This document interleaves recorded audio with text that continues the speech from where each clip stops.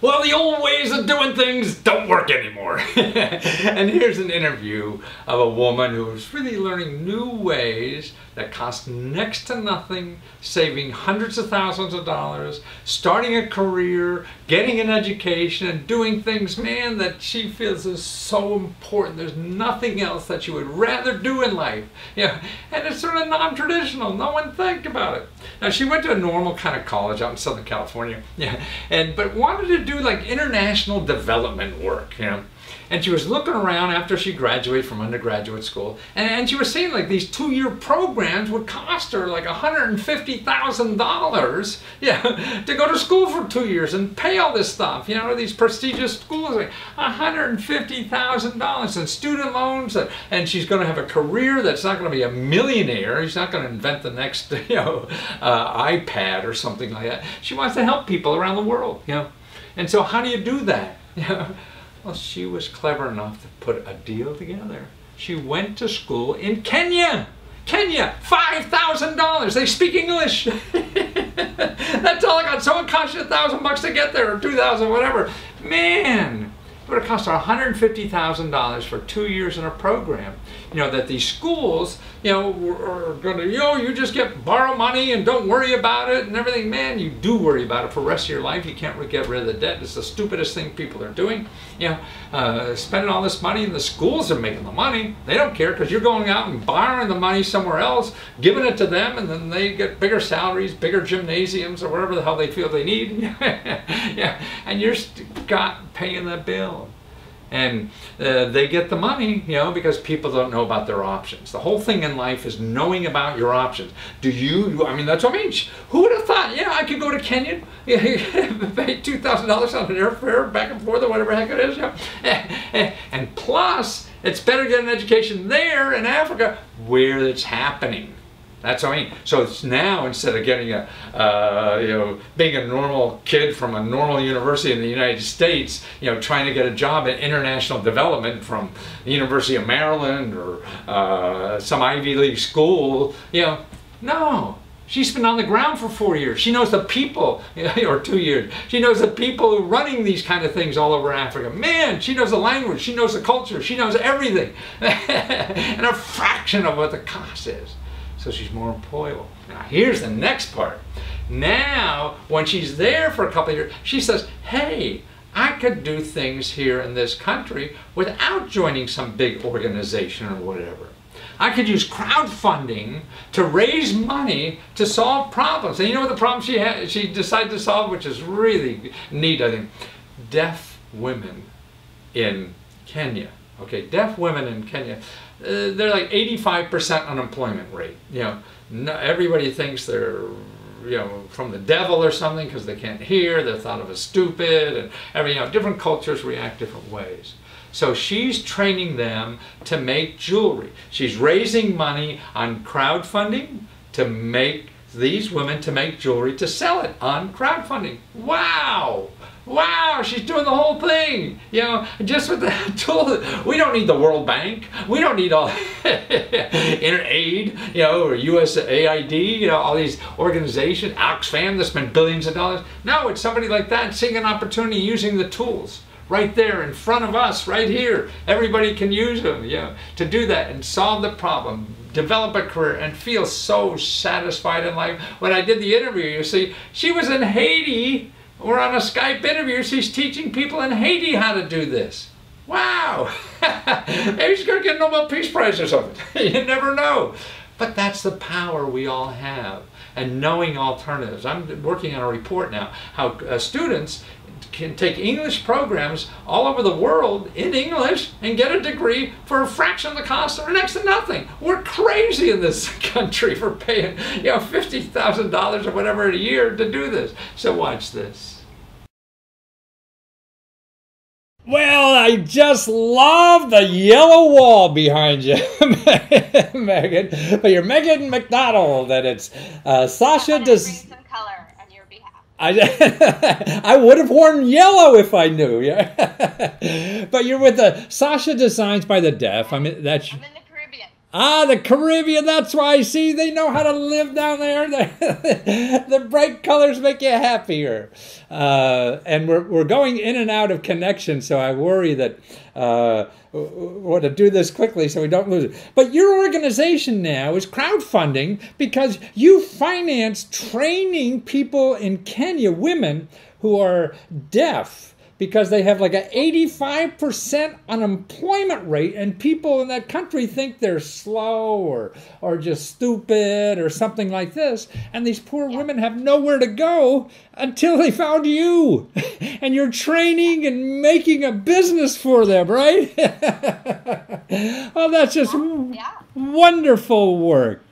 So, what do we have to do to help you? You get me? Basically, we're using this crowdfunding platform to share a new model for our business. And we thought, okay, we can put it on our website and we can send a newsletter, but we really wanted to generate some energy around this opportunity to create a new retail model to get our products out there. So you probably have seen some of the subscription services, right. A monthly box of fine chocolates or a beer of the month club or things like that. So we're sort of piggybacking on that idea and creating a quarterly box where we give some limited edition pieces and some special sets and different levels. So it can be $25 every 3 months, $50 every 3 months. But it's a way for us to plan our production and have some consistency. Yeah. So we thought, why don't we use crowdfunding to introduce this concept? It lets us kind of test it out and spread the word, and then we can launch, then we can invest in building our website out to accommodate it and really finalizing our price. So crowdfunding gave us the flexibility to introduce it, but change and evolve based on the information we collect. Right. Wow. You're doing your market studies, you're doing sales, you're doing everything. And see, you women are smart. I just read a study that you are more successful at crowdfunding than men are. Man, the battle of the sexes, and we're losing on crowdfunding to you guys. Good for you to do crowdfunding. I hear many things. Exactly. Well, actually, 40% of the new businesses I see are started by women now. So you're fine out. You don't have to put up with these idiots like me. Just go out and do it yourself and have more fun. And you don't have to wear high. It's a role for everybody. Right. Well, that's very inclusive, but some people I don't want to be around. But the nice thing, you don't have to wear high heels every day, do you? Like in a traditional job. Nope. I'm a flats girl. Yeah. Well, that's right. But I mean, people aren't just donating. I mean, you're getting jewelry, one-of-a-kind jewelry, handmade from these artisans in Kenya that you just ship out to people monthly now, or every 3 months, correct? Yeah, so the idea is we're not asking people to necessarily make a commitment. They can pay $200 and get 4 shipments over the next year. But they can also just say, oh, I see that bracelet. I know it's limited run. I'm going to pay $25 or $50 and get that set. And then we'll send them an email when we have our next set ready. And if they want to buy that, they can. And if they don't have to. I see.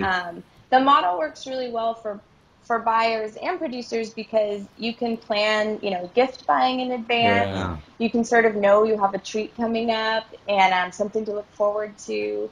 And we want it to be really flexible, so you're never feeling like you're committing to something you don't actually want. And then we're doing some traditional fundraising on the site as well because we're planning to build a workshop. And we have some artisan training coming up to employ some more people. So there's a pure donation option as well, but we really wanted to see if people responded to this idea about the boxes. Well, that's wonderful. And the website you're on, I mean, that's really aimed at women entrepreneurs for crowdfunding. I mean, the crowdfunding website, not your own website. Well, I guess it is women because you're all women on it. Yeah. But the crowdfunding, and it's Plum Alley is their name? Plum Alley, yep. And what's interesting is they actually started, I think, with a focus on being sort of like a VC firm for women investors. But what they found was really their sweet spot was crowdfunding for women-owned businesses. Absolutely. So that they've sort of pivoted and really made the crowdfunding their focus. Well, and we wanted to go with them because we don't need to reach the whole world. We want to reach a certain type of consumer, and we want to bring a few new consumers on board.